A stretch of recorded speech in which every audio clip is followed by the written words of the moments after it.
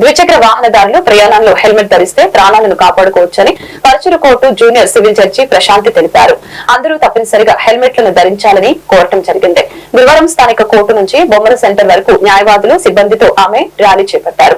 Helmet ధరించకపోవడం వలన కలిగే ప్రమాదాల్లో అనేక మంది తమ ప్రాణాలు కోల్పోవలసి వస్తుందని తెలియజేశారు. హెల్మెట్ ధరిస్తే అతిపెద్ద ప్రమాదాల్లో సైతం స్వల్ప గాయాలతో బయటపడవచ్చని తెలిపారు. కార్యక్రమంలో న్యాయవాదులు ఒగ్గిశెట్టి గోవిందరాజులు, యార్లగడ్డ రాఘవయ్య చౌదరి, కొమ్మాలపాటి రవి, రావి శ్రీనివాసరావు పాల్గొన్నారు.